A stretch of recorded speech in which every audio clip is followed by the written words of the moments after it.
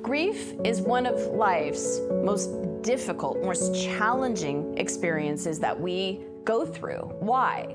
In my opinion, of having grieved many things and coached others through their deliberate and conscious grieving process, grief is not an emotion.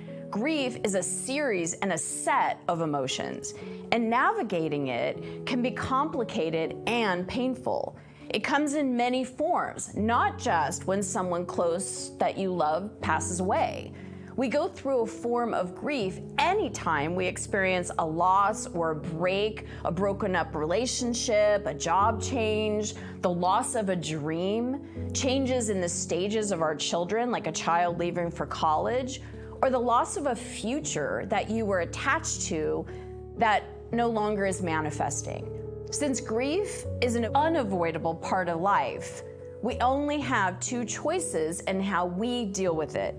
We can either resist it, or we can learn how to flow with it. In this video, I'm going to explain how to flow your energy through the 5 stages of grief.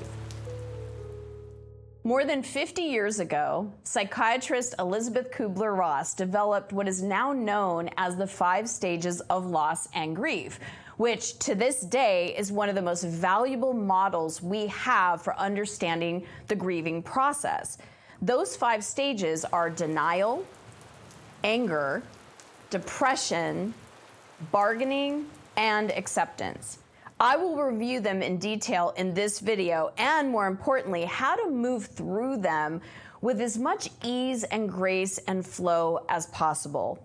While Elisabeth Kübler-Ross was writing her last book with her writing partner David Kessler, who later wrote the 6th stage of grief, Finding Meaning, which we'll cover in another video, because with the sudden suicide of my sister, my grief led me to find meaning and purpose in my own life, which is now why I share information like with yourself, like what I'm doing right now.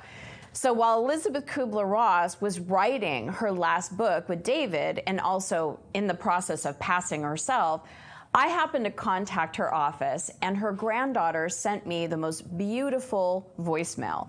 So just as a side note, this was in the 90s where email was just getting started, and a woman of her age and declining in health didn't have access to email. So there was either texting, there was no texting or DMing, right? So if you wanted to get in touch with someone like Elisabeth, you wrote a letter or you made a phone call. So I wrote a letter to Elisabeth because I was writing my book, Why Did She Choose Suicide?, which is out of print, but if you contact Tabitha at ChristyWhitman.com, she will gladly give you a PDF of that book.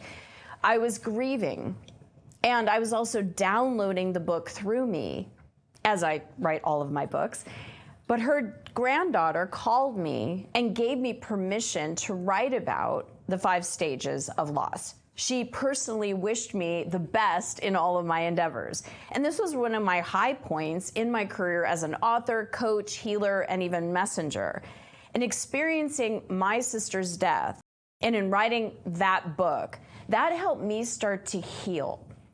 And I wrote and still very much believe that time does not heal all wounds. We need to take an active role in the healing process. And that's now what I teach as energy mastery, emotional intelligence, and mental management.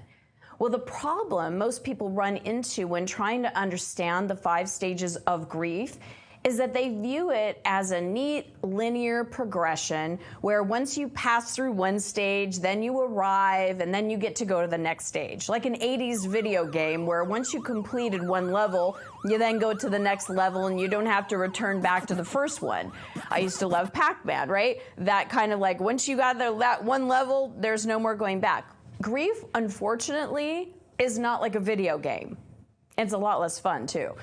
But not only is grief and the stages of grief not linear, these stages are also not sequential at all.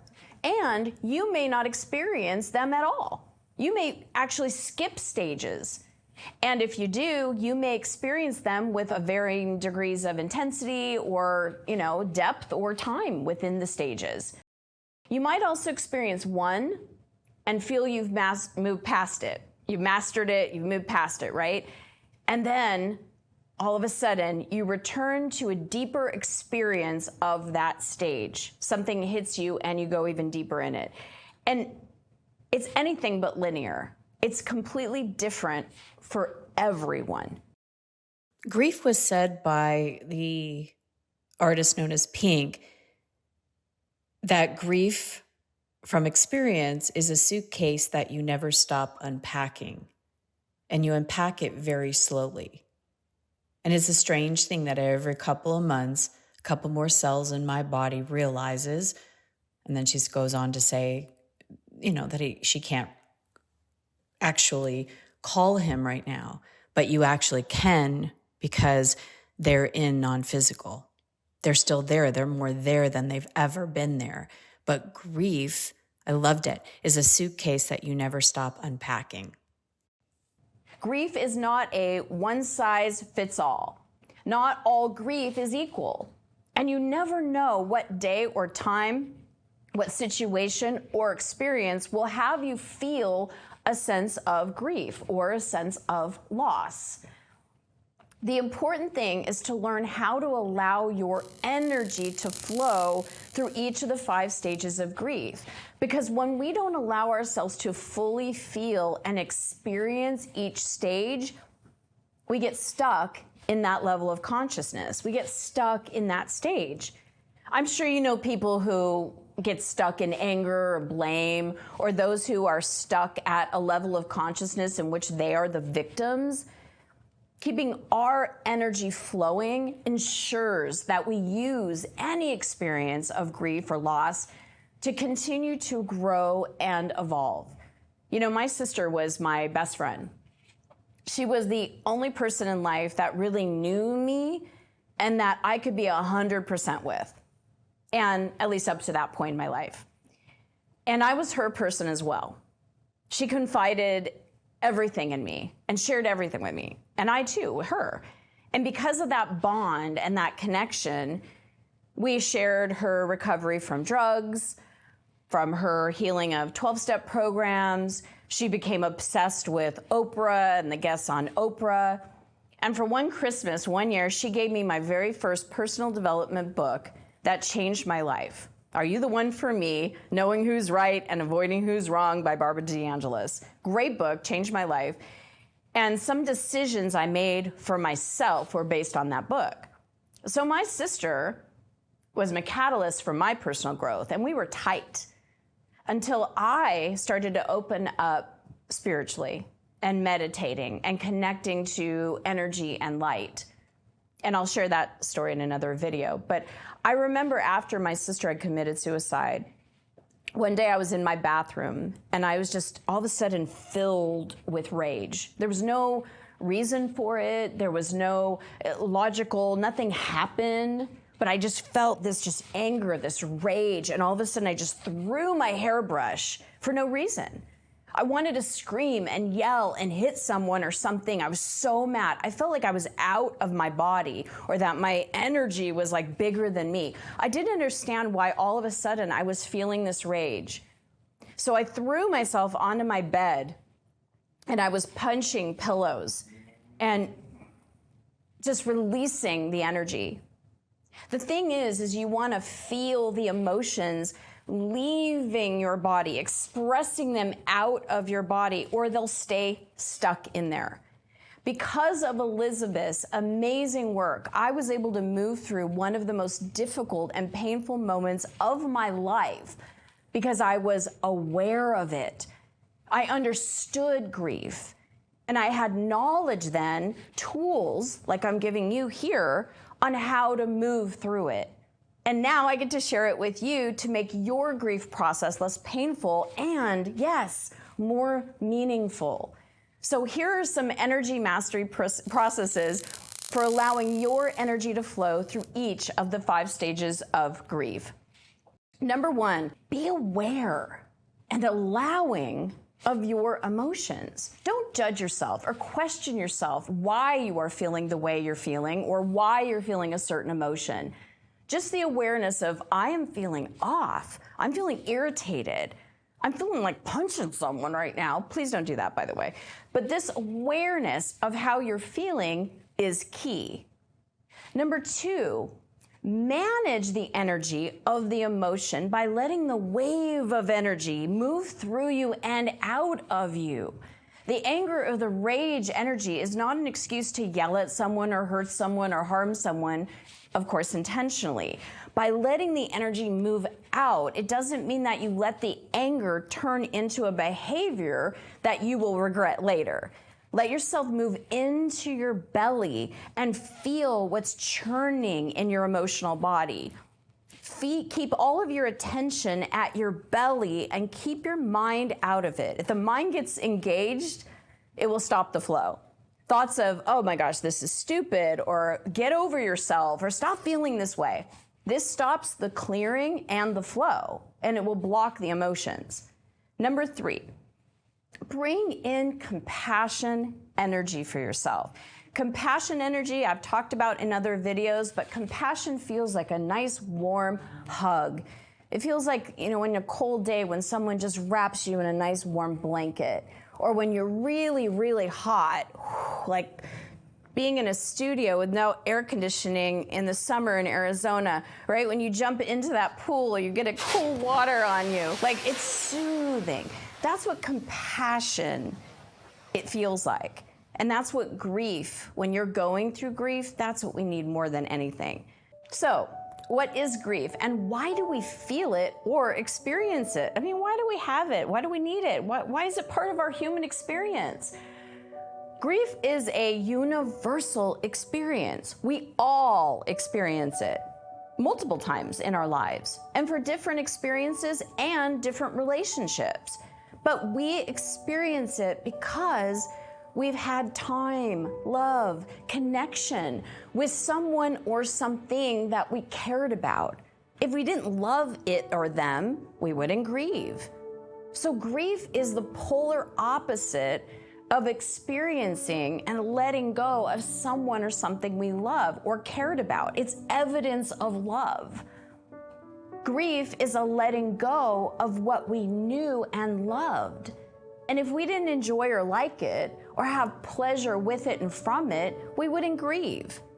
If you hear that someone you never met or never even knew passed, you don't have any grief.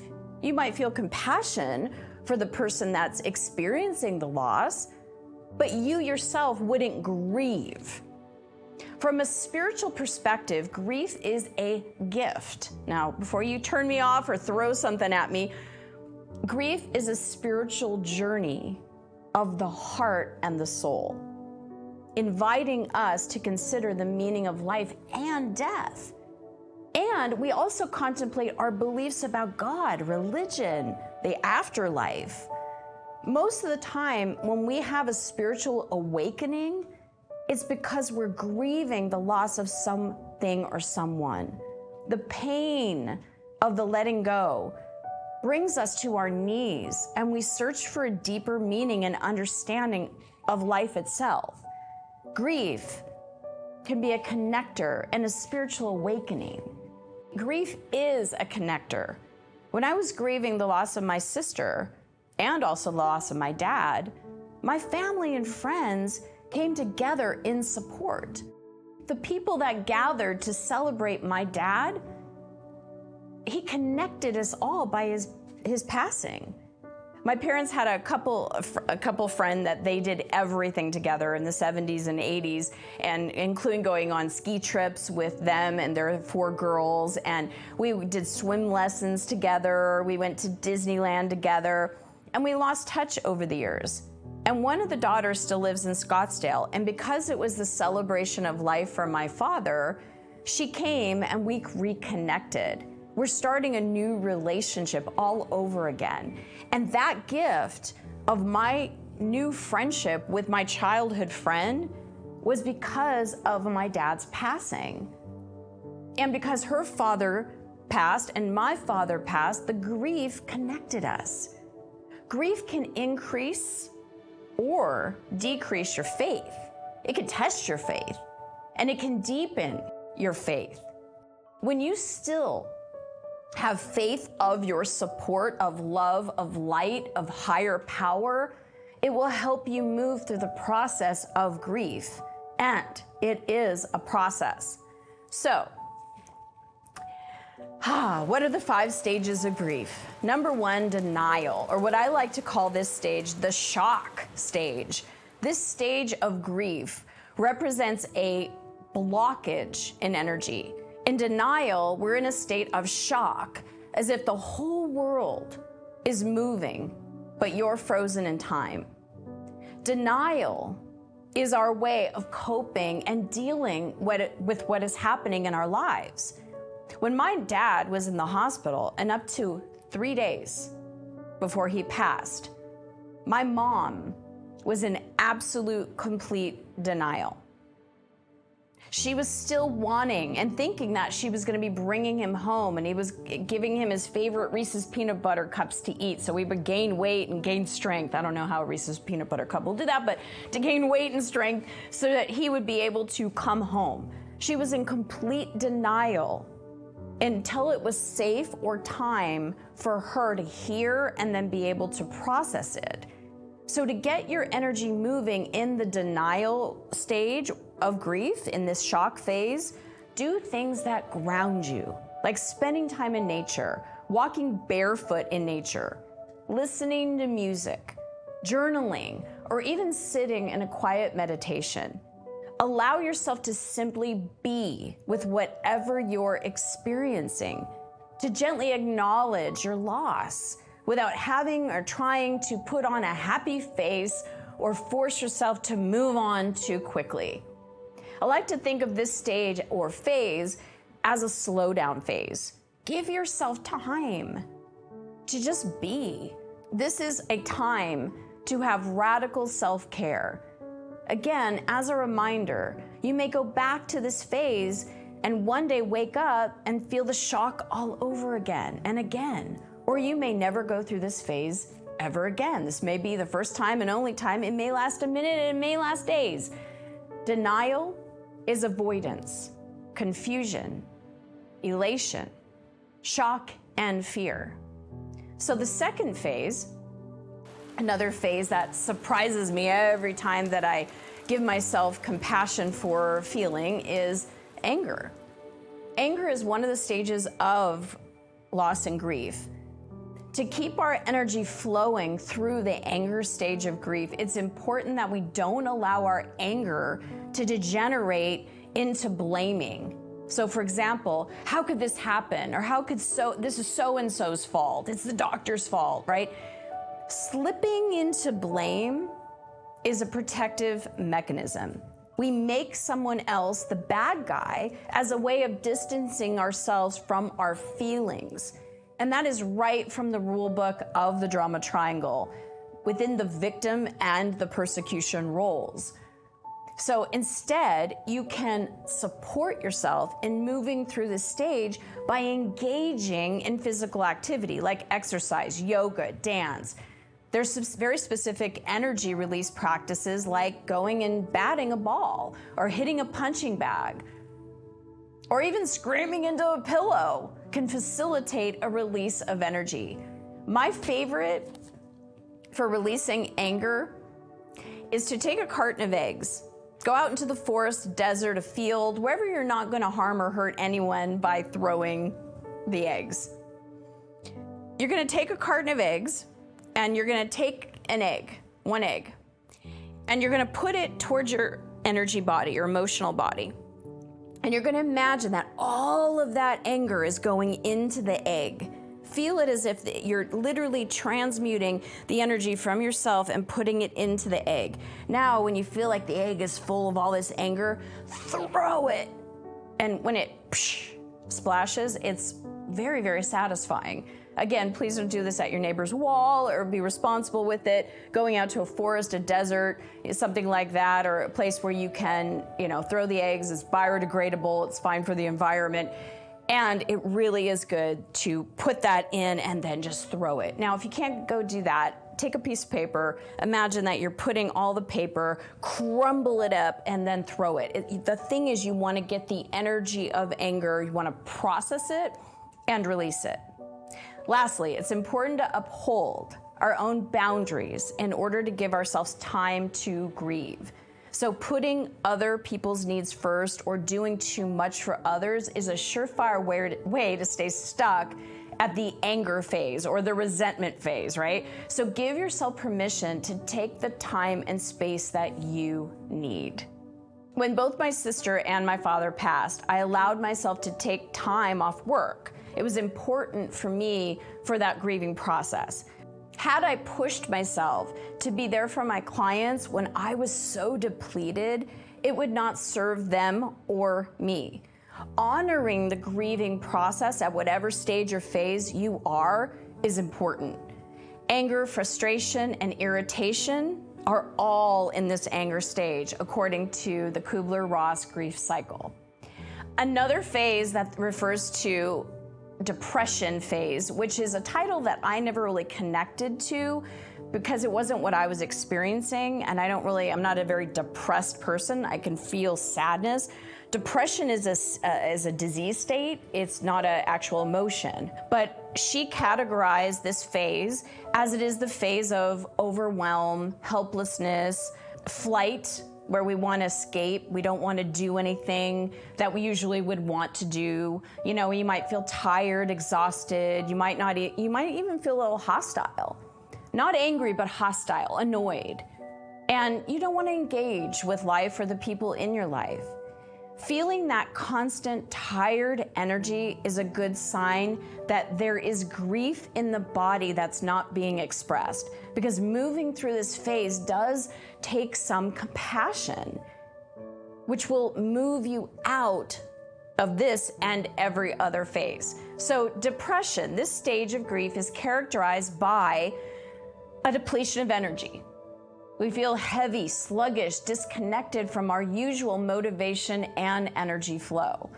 Flowing our energy through the depression stage is all about being mindful, about taking in nourishment from every source. So make sure you are feeding your body with wholesome food, that you are well hydrated, that you're tending to your self-care and basic needs, and that you are spending time outdoors in nature, in light.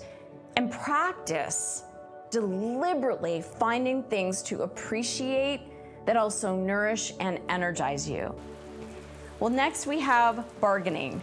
Bargaining in the stage of grief is where we try to control the situation with desperation or pleas of negotiation. So this can manifest as scattered, grasping energy and a loss of concentration of our own power center.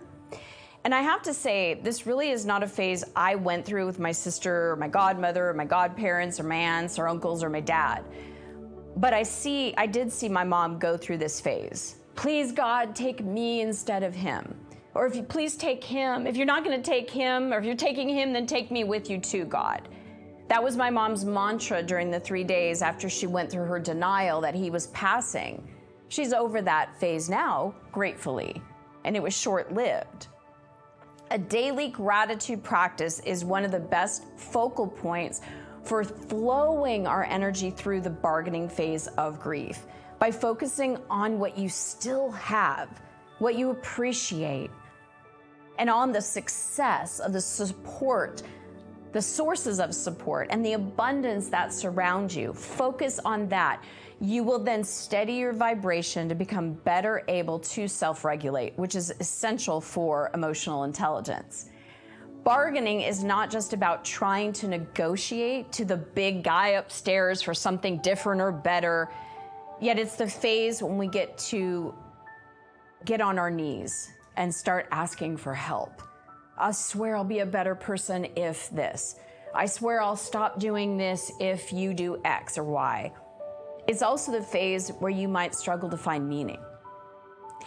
I felt, what the hell's the purpose or the reason for any of this thing called life?